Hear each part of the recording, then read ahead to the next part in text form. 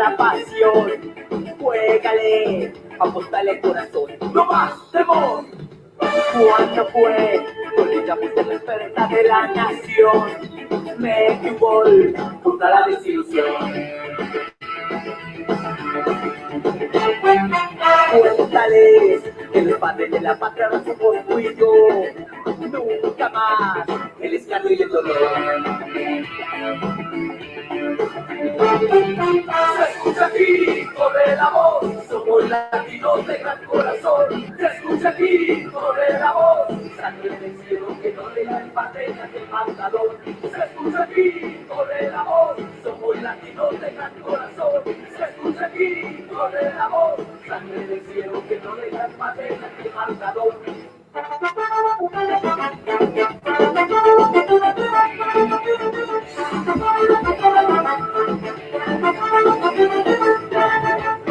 Bueno es derribar la diferencia por nuestra pasión. Juégale, apóstale corazón, no más temor. Sin parar, dale la barra de la libertad. Bienvenidos todos y todas a una nueva transmisión de Los que trastornan al mundo. Queremos dar gracias a Dios por la oportunidad de, por medio de este espacio, ser enriquecidos de una forma pertinente y de esta manera pues obtener las herramientas necesarias que nos lleven a un compromiso y una práctica dentro de lo que es nuestro trabajo como hijos e hijas de Dios dentro del reino de Dios.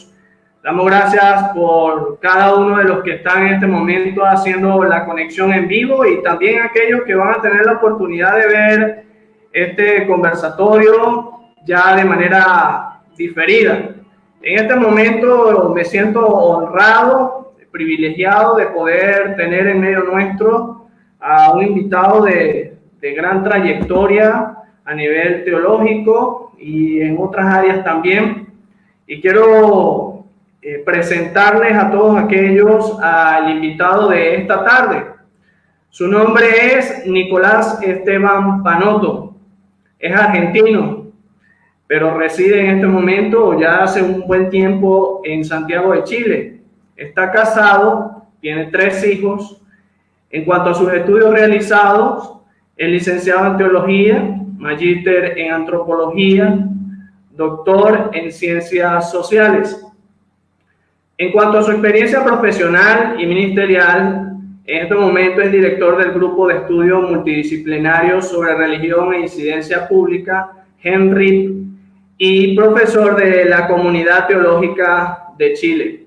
Ha tenido la oportunidad de poder escribir bastante, y algunos de esos tantos escritos: Descolonizar el saber teológico latinoamericano, Religión, política y Estado laico, Nuevos acercamientos para el contexto latinoamericano, Religión, política y poscolonialidad en América Latina, de juegos que hablan de Dios hacia una teología desde la niñez latinoamericana, Teología y espacios públicos hacia una teología del sujeto político, y Sendas nómades, encuentros, experiencia, fe, teología.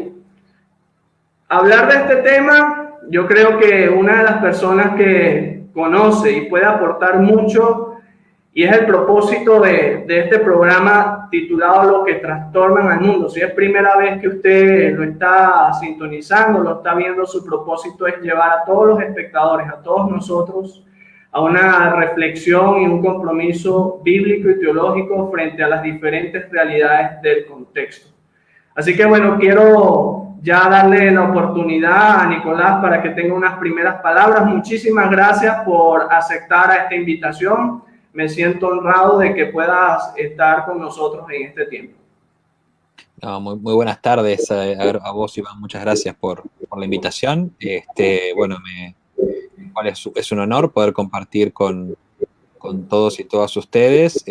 Bueno, también con un mismo, bueno, aunque sé que el público seguramente va a ser más amplio, pero con amigos de diversas confesiones y perspectivas, así que un gusto poder compartir con ustedes.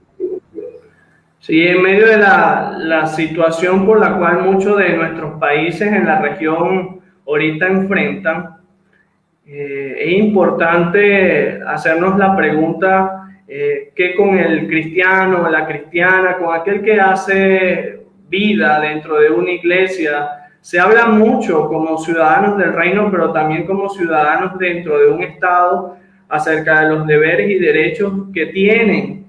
Pero ¿qué medidas o qué formas se están tomando o no se han tomado para poder hacer frente a conflictos de índole político y social que afectan aún a la iglesia del Señor, que afectan aún a los propios cristianos y que deberían el poder tener el compromiso y el deber de dar pasos que puedan ir orientados al cambio y a la transformación dentro de una sociedad que le hace falta mucho el poder cambiar y ser transformada?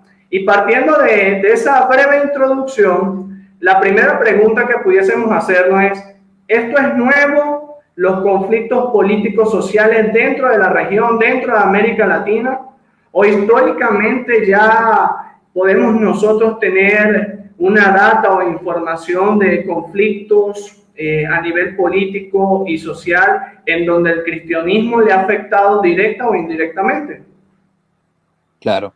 Eso es muy importante y me parece también importante que la ubiquemos como primera pregunta, porque precisamente mucho en los debates actuales donde se habla sobre el rol de la iglesia, el rol de comunidades religiosas, pareciera a veces como que esto comenzó ayer, ¿no? Como que de golpe, digamos, de golpe las iglesias o de golpe las comunidades religiosas están haciendo presencia en el espacio público, en temas políticos y demás. Y esto lo vemos no solamente en la iglesia, lo vemos en realidad especialmente, lo vemos en notas de periodísticas, análisis políticos y demás, pero la realidad es que la historia del cristianismo en general en América Latina y en este caso el protestantismo del campo evangélico en particular, siempre ha estado ligado a fenómenos sociales, fenómenos políticos y a conflictos políticos, ¿no? O sea, para mencionar algunos acontecimientos particulares, o sea, si nos vamos, por ejemplo, a la década del 30, del 40, con todos los grandes procesos de inmigración en la región, ¿no? En muchos países de América Latina, justamente la llegada de muchos esfuerzos misioneros, de muchas iglesias a la región, vino de la mano de de procesos de inmigración, de procesos políticos, tanto digamos, en los países de origen como en la propia América Latina. Y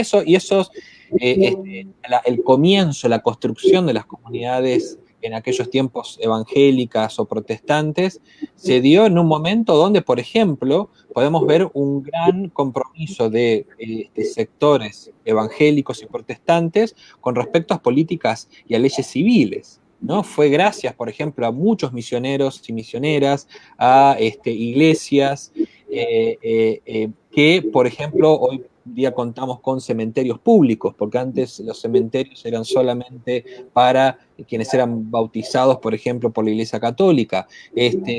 Contamos con registros civiles, cuando en muchos países el registro civil también pertenecía solamente a la Iglesia Católica. Contamos, o muchos países entraron inclusive en contactos con modelos educativos, cuando, digamos, los modelos educativos eran, en muchos casos, muy construidos desde marcos religiosos y demás. Entonces, vemos que ya la historia, a menos de ese comienzo que tuvo la iglesia protestante en América Latina, digamos, con la fuerza que al menos adquirió en el siglo XX, se inscribe en un contexto de tensión. Después, por ejemplo, todo el crecimiento que la iglesia evangélica tuvo a partir de la década de 60 y de 70, implicó un gran impacto a nivel social, en el sentido de que digamos, la iglesia evangélica creció, se involucró en zonas, en espacios donde el Estado no llegaba, ¿no? Y eso es un fenómeno que dura hasta hoy día,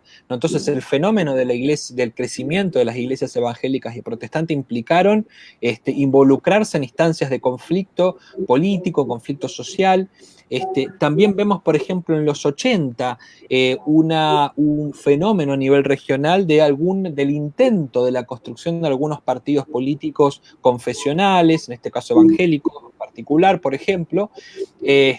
La mayoría de esos intentos falló, muy pocos lograron una victoria o una continuidad, pero también en ese caso, que esto también es un fenómeno para analizar en particular. ¿Por qué, digamos, los partidos políticos que intentaron ser un eco, digamos, de todo el campo evangélico en este caso, no funcionaron, ¿no? Precisamente porque se inscribieron ahí en un contexto de tensiones políticas a nivel social, pero también a nivel intraeclesial.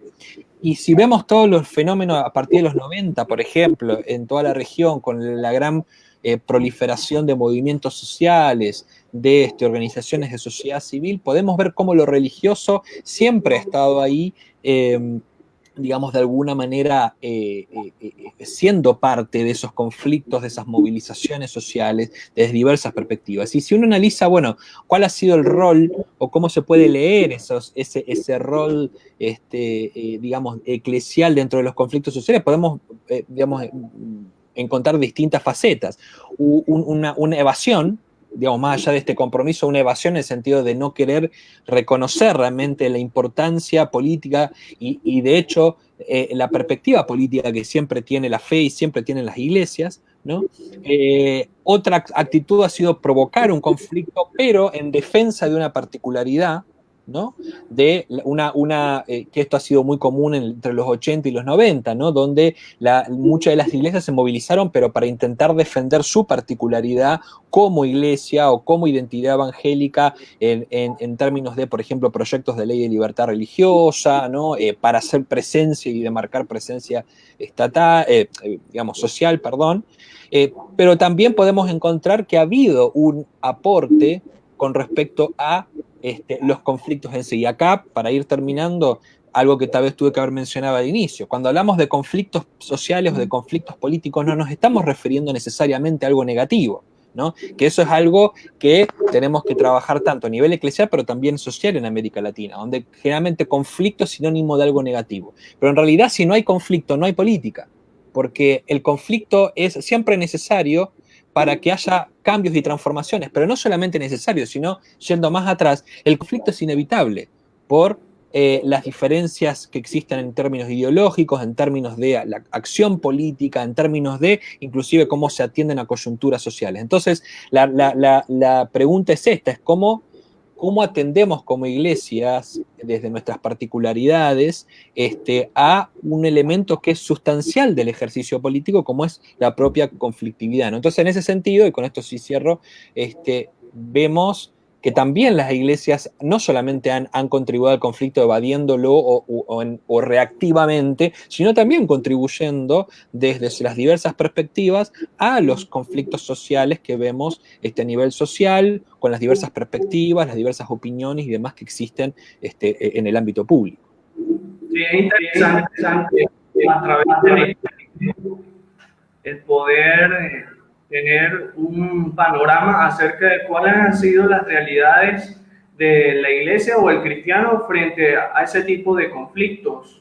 Ha habido un grupo que se ha dedicado a hacer propuestas, de pronto han fracasado, otros han triunfado por algún tiempo no muy prolongado y otros, como bien lo pudo hacer saber, han sido evasivos, es decir, han estado desde la distancia, con temor, dejando de que las dinámicas o los procesos de la política, los conflictos, los problemas se vayan suscitando y desarrollando, pero estar en un modo pasivo. La pregunta que ahora vamos a estar tratando es ¿qué postura debería tomar el cristiano frente a este tipo de conflictos? Es decir, ¿nos quedamos de brazos cruzados, de manos atadas, o es un deber el poder también proponer frente a las realidades o diferentes realidades dentro de la región? Porque también tenemos que comprender de que las realidades de cada nación son particulares, muchas veces son diferentes, pero ¿cómo el cristiano debería entonces tomar este tipo de situaciones para poder proponer o no proponer. Mirá, ahí, a ver, antes digamos, de proponer una respuesta a eso, me parece que hay una serie de cosas que es necesario previas, ¿no? Primero lo que yo mencioné al final. Cuando hablamos del cristianismo, o del cristiano y la cristiana, en primer lugar, tenemos que reconocer que no hablamos de algo homogéneo, ¿no? El cristianismo es algo, no es que existe el cristianismo como un bloque que se enfrenta a los conflictos. Los conflictos son parte de lo cristiano y el cristianismo como núcleo. Los conflictos políticos conviven hacia adentro de la iglesia, conviven hacia adentro del cristianismo. Entonces, este me parece que es un primer punto importante. O sea, el cristianismo no es homogéneo, por lo cual el cristianismo como identidad general va a reaccionar de distintas maneras. Vamos a contar dentro del mismo cristianismo muchas maneras distintas, ¿no? Entonces, esto, digamos, es un primer reconocimiento. Y el segundo reconocimiento es que existe esta cosa como que, por ejemplo, muchas personas lo han llamado una especie de constantinismo cristiano, es decir, los cristianos vamos a solucionar todo, somos los héroes y los mesías de la realidad. Y eso tampoco tiene que ser así, ¿no? Sabemos que Jesucristo y nuestra fe en Jesucristo y nuestra fe en Dios justamente tiene que ver con un horizonte que nos convoca, que nos invita, pero eso no significa que como cristianos, desde nuestras particularidades, desde nuestras ideologías particulares, ¿no? Que esto es algo que a veces muchas iglesias o creyentes no lo quieren reconocer, o sea, en la iglesia conviven distintas ideologías, no lo vamos a lograr. O sea, no somos la solución de todos los problemas. Y en este sentido tenemos que tener cuidado con cierto heroísmo y mesianismo que suele haber en las iglesias. Entonces, habiendo dicho esto, justamente como telón de fondo y un poco provocadoramente, perdón, primero justamente, ¿cómo aportamos como cristianos y cristianas? Es reconociendo el conflicto, ¿no? Y no reconociendo el conflicto como algo negativo. Reconocer el conflicto en el ámbito de la política justamente significa reconocer al menos, muchas más cosas, pero al menos dos cosas fundamentales. En primer lugar, que existe una demanda, que existe una necesidad concreta que debe ser atendida. Cuando hay un conflicto es porque no hay consenso, no hay acuerdo todavía sobre cierta necesidad específica, ¿no? Que se requiere atender, que se requiere abordar, y eso puede cobrar miles de nombres distintos. Y el segundo elemento, no solamente da cuenta de una demanda, sino da cuenta también de que hay pluralidad y hay diversidad, ¿no? Si no hay conflicto, entonces estamos justamente en un espacio donde la pluralidad no es reconocida, ¿no? Donde reconocemos que hay diversidad y pluralidad, inevitablemente va a haber conflicto. Y conflicto no significa conflicto negativo en términos de enfrentamiento, o sea, como algo antagónico, como amigo-enemigo. Sino conflicto significa que hay debate y hay discusión. Si no, estamos hablando de monopolización de una ideología particular que acalla el resto, ¿no? Entonces, en primer lugar, yo creo que como cristianos y cristianas podemos dar un aporte ahí precisamente porque si por algo ha sobrevivido el cristianismo, a pesar de los grandes movimientos hegemónicos, monopólicos, las grandes ideologías cristianas que han intentado imponer una visión monopólica de la realidad, si el cristianismo ha sobrevivido es porque precisamente la fe cristiana puede ser reapropiada y puede ser justamente retomada en distintos contextos históricos, hacia distintas ideologías y distintas maneras de actuar en la historia. Justamente la pluralidad y la diversidad y la manera en que el cristianismo como tal ha sobrellevado el conflicto es en sí mismo ya un aporte para digamos, estos contextos de conflicto social. Es decir, la iglesia ya reconocida como comunidad diversa, como comunidad abierta a la realidad, es ya en sí mismo, me parece, un aporte para la realidad, para estos contextos de conflicto, perdón. Y en segundo lugar, también la primacía del amor, ¿no? Algo que es fundamental para el creyente, el cristiano, es precisamente la primacía de la apertura al prójimo. Y cuando hablo del amor, no hablo de alguna idea romántica, de un sentimiento, de una afectividad. Me refiero al amor como ese principio evangélico fundamental que es amar al prójimo como a sí mismo, como reflejo de nuestra fe en Dios, ¿no? Y en este sentido, en un contexto de conflicto, implica que los conflictos inevitablemente van a estar, y no podemos anular los conflictos y no podemos anular nuestras particularidades, pero siempre hay un principio primigenio que es la apertura al otro, que es la apertura al diálogo, que es justamente el reconocimiento de la legitimidad del otro, ¿no? Entonces, en ese sentido, podemos aportar como creyentes, desde el principio del amor, para que el conflicto no sea necesariamente un sinónimo de guerra, de confrontación, de anulación al otro, y de que la victoria del conflicto reside en ganar y vencer al otro, sino precisamente que el conflicto se puede encauzar en una causa mayor que tiene que ver con la dignidad, con la dignificación del otro y de la otra, ¿no? En esa apertura amorosa que hay. Entonces, como cristianos, yo creo que ahí tenemos mucho que aportar, como decía, desde nuestra constitutividad,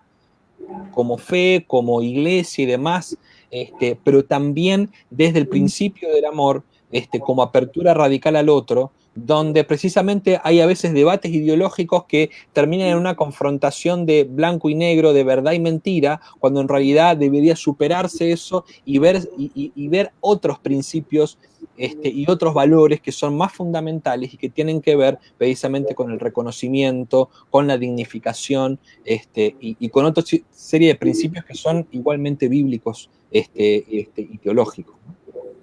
Creo que eso ha sido de pronto por años la antítesis de poder llevar esa bandera, ¿no? En cuanto a la política, de hacer frente a los conflictos, busca más la confrontación, busca más el poder imponer una idea en vez de sumar, construir, en darnos cuenta cuán importante también es el poder promover el amor hacia nuestro prójimo. Lo interesante acá es que de poder sumar o restar a la idea de este tipo de enfrentar o dar los primeros pasos, es decir, cuáles serían los aciertos o desaciertos de involucrarse como cristianos o como iglesia dentro de estos asuntos.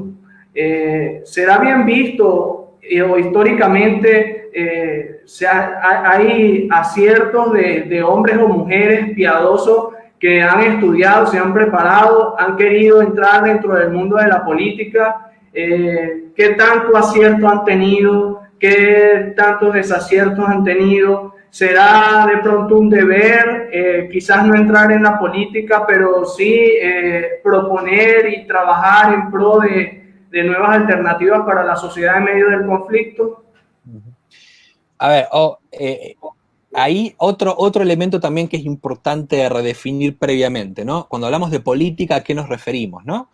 Yo creo que a nivel social, a nivel eclesial, cuando hablamos de política, todo el mundo, ¿cuál es la proyección inmediata? Bueno, meterse en política es meterse en un partido político, es ganar una elección, es ser gobernador, presidente, diputado, diputada, es decir, esa visión institucionalista de lo político. Pero lo político es mucho más allá de eso.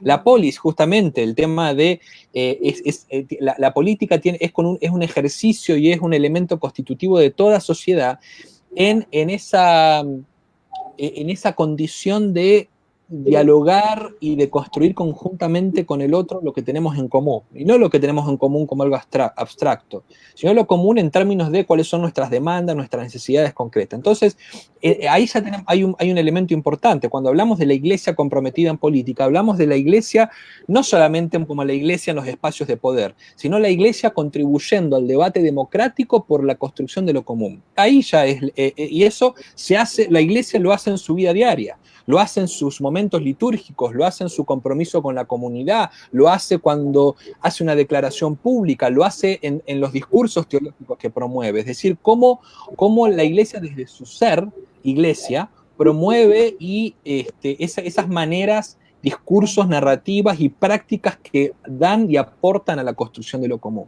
Entonces, teniendo en cuenta eso, yo creo que hablando de los desaciertos, En primer lugar, y ya ahora sí refiriéndome tal vez a la política más institucional, es decir, a esta visibilización pública en partidos políticos o con respecto a problemáticas políticas específicas, un primer desacierto es justamente cuando algunas voces religiosas quieren hablar por el todo.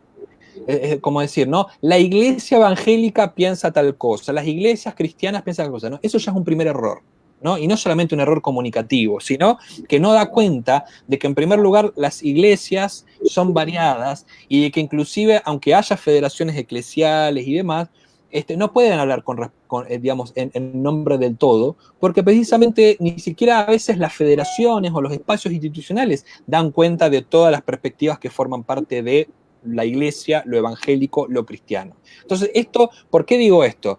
No solamente porque se han cometido muchos errores al generalizar justamente, porque vinculan a la iglesia con ciertas ideologías políticas, sino porque además ya es un gesto poco democrático, porque está hablando en nombre de un montón de expresiones que tal vez no están de acuerdo con eso, ¿no? Entonces uno tiene que preguntarse ahí, y en esto, ojo, no estoy diciendo que no tiene que haber declaraciones públicas de nada por el estilo, sino que tiene que haber cierto discernimiento político de cómo eso se habla.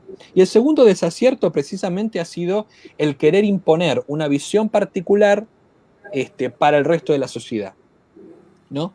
Acá ya hay un problema en sí mismo, es decir, a ver, es como decir, bueno, las iglesias evangélicas piensan X temas sobre tal política pública. Eso ya es un error, o sea, porque no pueden, las iglesias evangélicas en sí mismas, las iglesias cristianas son muy plurales y diversas en cómo asumen ciertas cuestiones, ¿no? Pero asumiendo el debate público, por ejemplo, si hay consultas públicas, si hay espacios de diálogo social y demás, lo interesante sería tener las diversas perspectivas y voces que forman parte de un contexto de diálogo sobre X tema. Justamente ¿para qué? Para que digamos, para que en primer lugar se evidencie la diversidad de perspectivas que hay en la iglesia, pero en segundo lugar para que la iglesia también pueda compartir desde su diversidad los distintos temas digamos, en cuestión, pero además también esto, para que, a ver, y en esto, no sé si va muy unido a lo que dije, pero las iglesias tienen que aprender sobre lo que significa el debate democrático, ¿no? Las iglesias a veces pretenden hablar en nombre de Dios, ¿no? Esto no respeta el principio divino. Es decir, a ver, hay que tener mucho cuidado con lo que se afirma a veces con respecto a las verdades divinas o las verdades bíblicas, justamente, no en el sentido de que no lo podamos decir, sino en el sentido de que no podemos decir, si hay un consenso social sobre cierto tema, decir, bueno, todos son unos desobedientes, digamos, y están pecando o están yendo en contra de un principio bíblico divino, porque justamente eso justamente vulnera un debate democrático, ¿no? Entonces, y por momentos a veces se vulnera la laicidad, ¿no? Hay, por ejemplo, muchas iglesias, y esto conocemos muchos casos, que prefieren imponer ciertos proyectos de ley a través de sus contactos políticos y demás, evadiendo un debate democrático, porque dicen, no, porque esto es lo que Dios quiere. Y digamos, eso ya vulnera la democracia. Algo que vulnere el diálogo democrático, para mí es ya intrínsecamente no cristiano. Venga del lado ideológico que sea, ¿no? Yo creo que por sobre todas las cosas, el cristianismo, por su historia, por su constitución bíblico-teológica, tiene que siempre contribuir al diálogo plural, ¿no? Por lo cual no puede pretender imponer por manos de la política, por manos inclusive de la negación, consensos democráticos. ¿Y cuáles son los aciertos? Yo creo que, digamos, precisamente viendo la otra cara de la moneda, muchas iglesias han aportado a debates democráticos, y han aportado a la aprobación de leyes que han beneficiado a toda la sociedad. Y acá fíjate que hay un elemento teológico importante. ¿Para qué actúan las iglesias o cuál es el objetivo de las iglesias en actuar en los conflictos? ¿Para beneficiarse a sí mismos, para defenderse a sí mismas o para contribuir al bien común? Y este es un elemento teológico importante. Hay mucho elemento teológico que nos llama y nos permite ver que siempre el creyente puede actuar para el bien común, algo que va más allá de la iglesia, algo que va más allá de lo propiamente cristiano como expresión religiosa, sino que tiene que ver con el bien común, ¿no? La misma teología de la creación nos permite ver eso, ¿no? El segundo acierto también me parece que acierto y que podríamos tomarlo como lección es que precisamente muchas iglesias y muchos espacios de diálogo cristiano, en este caso, fueron también espacios de debate y de diálogo democrático, ¿no? En este sentido, las iglesias pueden contribuir a espacios de diálogo, hacia adentro de la iglesia, hacia adentro de las denominaciones, hacia adentro de lo interreligioso o intereclesial, pero también con otros actores sociales, con actores de la sociedad civil, con actores políticos, ¿no? En abrir espacios de diálogo, ¿no? Ofreciendo, digamos, espacios de encuentro. Siempre las iglesias, no por casualidad las iglesias siempre son como actores sociales confiables por un lado o pueden ser altamente criticados por otro, pero existe en la sociedad, digamos, una especie de conceptualización donde la iglesia siempre es un espacio donde se puede mover en distintas esferas sociales. ¿Por qué no aprovechar eso precisamente para crear diálogos entre diferentes, para comprender que hay valores que van más allá de las particularidades específicas, digamos, de las ideologías particulares que pueden contribuir al bien común? Bien, queremos dar la oportunidad que están viendo este en vivo. Si a medida que está transcurriendo este conversatorio usted tiene una interrogante, una pregunta, puede comentar allí. Vamos a tener un espacio para que el doctor Panoto pueda leerla, escucharla y responderla. Partiendo de esa premisa que usted ha compartido, ¿la iglesia estará preparada entonces para asumir este tipo de desafíos, de hacer frente a los conflictos políticos sociales, o falta más preparación, capacitación de cada uno de los que hacen vida dentro de la iglesia? ¿Estamos realmente preparados? Yo creo que tenemos los recursos en términos de herramientas, pero todavía nos falta mucha preparación, ¿no? Y esto, nuevamente, siguiendo esto que estaba planteando de comprendiendo inclusive la diversidad del campo religioso y del campo eclesial, ¿no? Hay espacios que están más formados que otros, pero yo creo que nos falta bastante preparación. ¿Y en qué sentido? En primer lugar, yo creo que hace falta formación teológica, ¿no? Ya varias cosas hemos dicho en nuestra conversación, en el sentido de hay muchas conceptualizaciones teológicas muy, muy reduccionistas, muy clausurantes con respecto al rol social del creyente, a la incidencia del creyente, ¿no? Muchas iglesias que hoy día o siguen pensando que el rol de la iglesia es solamente evangelizar, en el sentido de traer gente a la iglesia, o que nuestro compromiso social tiene que ver con, es un medio para atraer gente a la iglesia, o que lo político tiene que ver con tratar de imponer a la sociedad una manera de pensar particular. Hay muchos reduccionismos teológicos, y podríamos mencionar más, que creo que tenemos que retrabajar, ¿no? En una teología de la gracia, en una teología justamente del amor y de la diversidad y la pluralidad, una teología que nos permita comprender que la plenificación de la vida y de la creación es un llamado de Dios para los creyentes, para el mundo en general, pero también para los creyentes. Entonces, en primer lugar, yo creo que hace falta formación teológica. Obviamente hace falta también, en segundo lugar, mucha formación política, ¿no? Con la formación teológica no es suficiente. Necesitamos formarnos con respecto a cuáles son las herramientas que contamos para incidir, cuáles son los procesos políticos que debemos respetar, desde qué perspectivas políticas, cuando hablamos de democracia, por ejemplo, deberíamos implementar. Y acá, volviendo a lo que decía al inicio, ¿no? De que tenemos herramientas pero no estamos preparados, yo a veces como encuentro un desfasaje. Porque, por ejemplo, yo creo que hay muchas iglesias que tienen, por ejemplo, mucha gente preparada en ciencias políticas, en sociología, en trabajo social, etcétera, pero lo hacen desde una perspectiva teológica muy reduccionista, ¿no? Entonces, contamos con herramientas de incidencia o herramientas prácticas, pero no contamos con una teología acorde. Y también pasa lo contrario, ¿no? Hay un muy buen desarrollo teológico con respecto a lo político, a la incidencia social y demás, pero contamos con muy pocas herramientas concretas para cómo llevar eso en la práctica. Y por último, yo creo que algo muy importante, el tema de nos hace falta experiencia política concreta, ¿no? En mi vida, bueno, yo hice un peregrinaje, por un lado teológico y eclesial por mucho tiempo, trabajé con organizaciones basadas en la fe también, hice una carrera académica en el sentido tanto teológico como de las ciencias sociales, pero cuando el hecho de conocer espacios políticos, movimientos sociales, estar dialogando con esos espacios, estar contribuyendo desde mi particularidad como creyente, ¿no es cierto? A mí me amplió la mente y mi conocimiento y mi experiencia muchísimo más de lo que yo pueda haber aprendido por años habiendo trabajando desde las iglesias y habiendo hecho un peregrinaje académico, ¿no? Están ahí, conocer al otro. Y también en este sentido, hay muchas iglesias que opinan sobre ciertos espacios políticos, sobre ciertas comprensiones sociales, sobre ciertos grupos, y nunca se han acercado a ellos, ¿no? Nunca se han acercado, nunca han tenido contacto, ¿no? Opinan, niegan, etcétera, pero nunca se han acercado.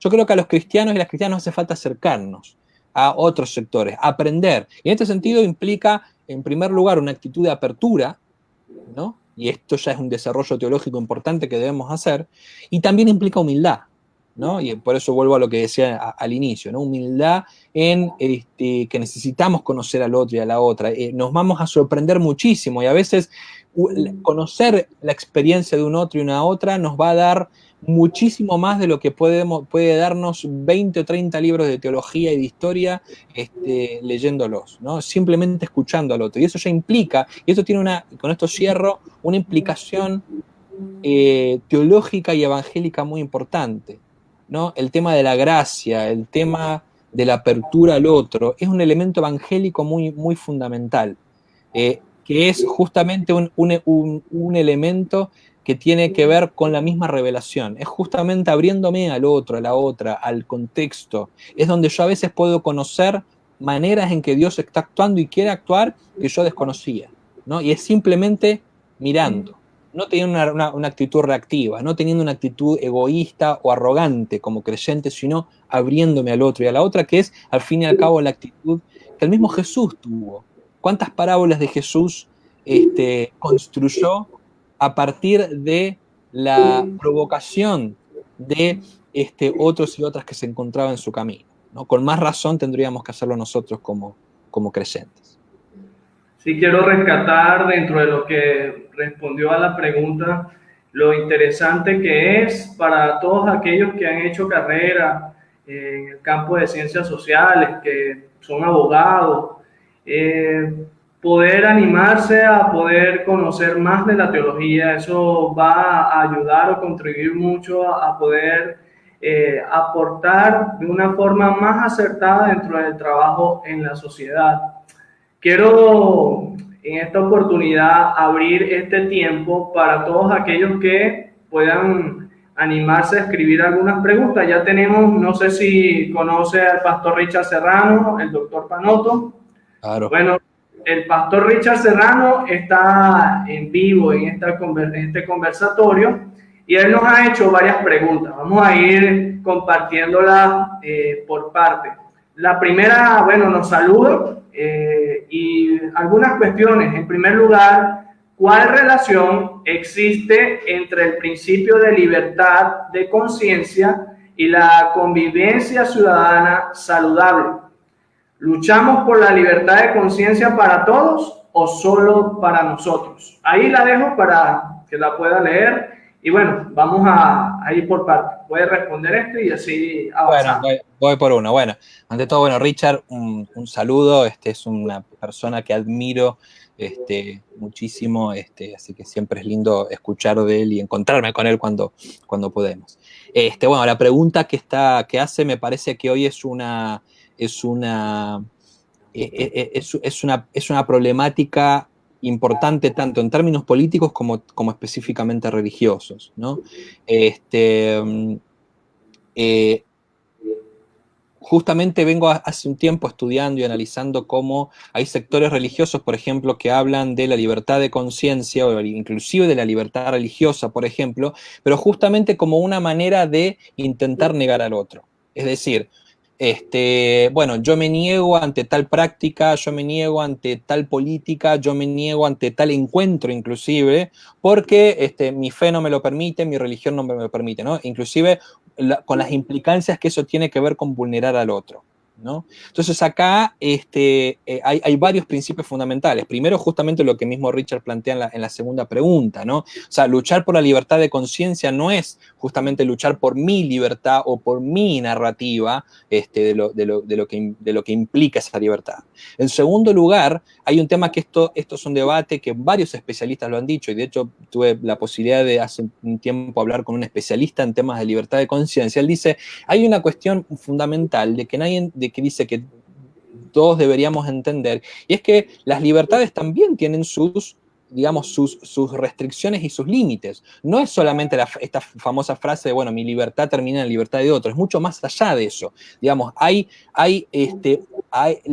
tema de la libertad de conciencia es un campo amplio, digamos, que después hay concreciones particulares que hay que ir haciendo, y que muchas de esas concreciones de esa libertad y esas libertades pueden justamente vulnerar la libertad de otros y otras, ¿no? Entonces, hay límites, a veces no es la palabra, pero hay como fronteras que en este debate por la libertad hay que tener en cuenta. Y en tercer lugar, es que hay elementos éticos, digamos, que tienen que ver con la libertad no como defensa personal, sino con la apertura al otro. En esto somos a veces, traemos estas perspectivas a veces más liberales, individualistas, de que la libertad es la defensa de mi lugar particular en tanto individuo, y a la libertad, digamos, vista desde una perspectiva de conciencia social, de compromiso republicano, tiene que ver con, digamos, cómo uno defiende el lugar del otro, ¿no? Entonces,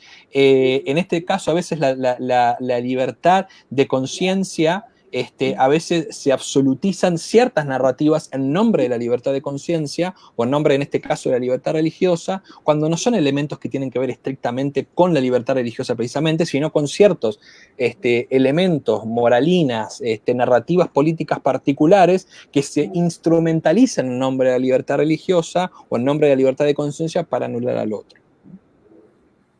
Bien, continuando con las preguntas, el pastor Richard Serrano pregunta, abogar por el amor que se abre al otro en términos de respeto, diálogo y solidaridad y similares, implica desteñir nuestra identidad evangélica, sostener convicciones o afirmar especificidades de nuestra tradición. Claro, yo creo que acá va todo, digamos, yo creo que va unido, ¿no? Digamos, a ver, en primer lugar me parece, o sea, tenemos que aprender a vernos como sujetos que no es que nos movemos de la misma manera y actuamos de la misma manera en todas circunstancias, ¿no? Entonces, por un lado, por ejemplo, hay que entender que cuando hablamos, por ejemplo, de nuestra identidad evangélica, justamente a veces la comprendemos de manera homogénea, ¿no? Ahora, uno tiene que preguntar si esto es un debate que tenemos que darnos, es qué significa esta identidad evangélica, qué significa ser evangélico. ¿Es defender, digamos, una religión? ¿Es defender una moralina? ¿O tiene que ver con un seguimiento y un compromiso ético que se ve impulsado por una vida creyente particular? Digamos. Entonces ya, digamos, la identidad evangélica, y esto lo pongo como discusión, no me quiero poner a justamente imponer mi manera de ver el tema, pero justamente me parece que es un término que, digamos, en primer lugar debe ser debatido y nos debe decir, bueno, ¿cuáles son realmente los elementos identitarios de lo evangélico?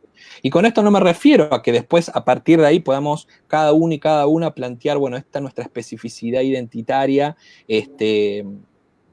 digamos, en términos de confesionalidades, e inclusive en términos de perspectivas particulares con respecto a temas políticos, ideológicos, morales, etcétera, ¿no? Pero comprender que lo evangélico en tanto identidad hay un marco, digamos, que va más allá de eso. Pero en segundo lugar también, y esto el término que usó Richard, ¿no? Esto de desteñir nuestra identidad, yo creo que hay que aprender a ver, no hay pluralidad y no hay diversidad si no hay, mejor dicho, no hay diversidad y no hay diálogo si no hay pluralidad. Y no hay pluralidad si cada uno y cada una no se reconoce en un lugar particular. Entonces, yo creo que tenemos que actuar y movilizarnos como evangélicos, ¿no es cierto?, comprendiendo y reconociéndonos en un espacio mucho más amplio. Y reconociendo inclusive que lo evangélico también es plural y que voy a tener a mi lado tal vez una persona que está en las antípodas ideológicas que yo, pero eso no quita que deje de ser evangélico y que no tenga el derecho de apropiarse de lo evangélico como una manera de abordar X problema. Pero justamente la cuestión está en cómo reconocemos que lo evangélico es algo que va más allá de nuestras particularidades. Y fíjate cómo ese diálogo ya implica un ejercicio político, ¿no? Esto lo vemos en nuestras iglesias todo el tiempo, ¿no? Hay conflictos que son insalvables. Hay otros conflictos que en nuestra convivencia comunitaria decidimos, bueno, lo vamos manejando, cada uno y cada una sabemos que hay temas que podemos tratar, otros no, o sea, es parte de nuestra vivencia comunitaria. Eso ya es un ejercicio político que deberíamos desarrollar en términos más amplios y sociales. Hay una última pregunta, doctor. El pastor Richard Serrano pregunta, ¿qué recomiendas como parte del discipulado y la pastoral para formar la ciudadanía de la polis, política con P mayúscula, y para el ejercicio político responsable con P minúscula, partidos, causas públicas, diseño de política, legislar, administrar? Bien, con respecto a lo primero, justamente es vincular todo lo que esto algo mencioné, ¿no? Vincular todo lo que tiene que ver con la iglesia y con la vida creyente precisamente en su dimensión política, ¿no? ¿Y en esto a qué me refiero? A tener en cuenta de que nuestros momentos litúrgicos, en las letras que usamos en las canciones, la manera en que nos sentamos y distribuimos nuestro templo, por ejemplo, cómo construimos la estética del templo, qué teologías damos y qué teologías no, quiénes forman parte de nuestras iglesias, es decir, quiénes son, por ejemplo, el liderazgo. ¿Qué vemos? ¿Solamente varones adultos, no es cierto? ¿O vemos más diversidad en términos de participación igualitaria en términos de género? Vemos a niños, a niñas comprometidos, vemos a jóvenes, ¿no? Todo esto da a conocer una visión política. ¿En qué sentido? No de una ideología, sino de una manera de ver la realidad, de una manera de comprender la sociedad, ¿no? Entonces, todo lo que la iglesia hace tiene una dimensión y un impacto político, ¿no? Y nuevamente, político, como ponía Richard, con P mayúscula, ¿no? Y con respecto a lo otro, yo creo que ya hay más en lo práctico, justamente hay que, hay dos cuestiones. En primer lugar, ofrecer espacios de formación política para las iglesias, en ese sentido, pero desde la especificidad religiosa, ¿no? O sea, yo creo que ahí tenemos mucho que aportar. Justamente, ¿qué implica, por ejemplo, que las iglesias formemos parte de la construcción de políticas públicas, ¿no? ¿Qué implica desde la especificidad? Y acá no me estoy refiriendo que hagamos estas capacitaciones para todas las iglesias, me estoy refiriendo a, por ejemplo, dar este tipo de capacitaciones a el liderazgo de las iglesias o a las personas justamente que están abocadas al ministerio social o a la visibilización pública de la iglesia. Y en segundo lugar, justamente, digamos, conectando con esto último, es precisamente cómo hacemos para que cada área de la vida de la iglesia, en el tema educativo por un lado, por ejemplo, donde Richard es justamente especialista, por ejemplo, el tema del trabajo social, el tema de lo económico, el tema de desarrollo comunitario, justamente en cada una de estas áreas, cómo hacemos para formar con herramientas, digamos, herramientas prácticas para poder resolver problemáticas específicas en cada una de de esas áreas. Y acá dos elementos importantes más, en esto último que estaba mencionando. En primer lugar, que todo esto siempre debe ir brincado con una pata teológica. A mí me tocó, por ejemplo, trabajar hace ya unos cuantos años atrás en un grupo que justamente era, mi jefa era una socióloga y eran casi todas trabajadoras sociales y yo era el único teólogo, ¿no?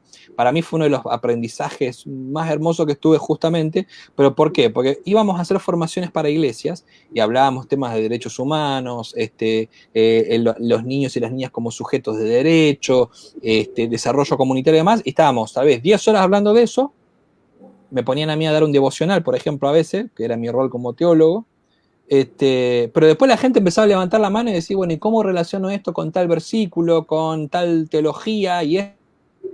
¿Cómo lo ve? Entonces, hay una necesidad de que estas dos cosas vayan de la mano, ¿no? Lo teológico y la formación política concreta en herramientas, ¿no? Porque esa es la manera en que justamente es la cosmovisión que tenemos como creyentes, ¿no?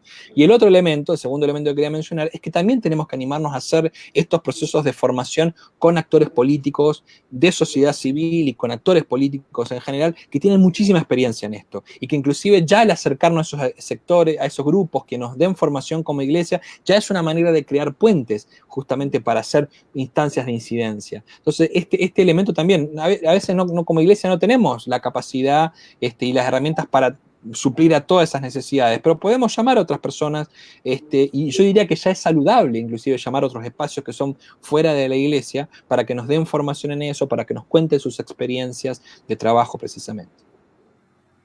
Bueno, queremos agradecer al doctor Nicolás por este maravilloso tiempo que nos ha regalado.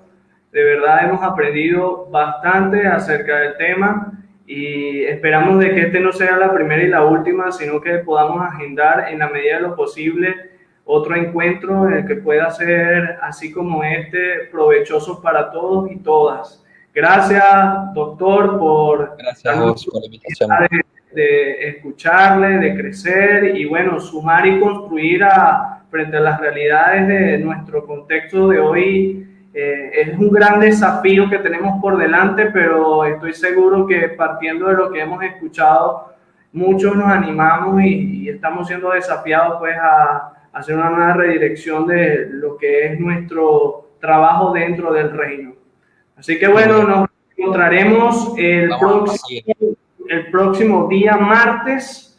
Tendremos con nosotros a Matamba. Él es un músico, compositor y productor de Santa Cruz, Bolivia, de larga trayectoria, y bueno, damos también gracias a Dios por él haber hecho agenda y estar ya para el próximo martes con nosotros. Así que bueno, que Dios les bendiga, muchísimas gracias y nos reencontramos entonces a la vuelta.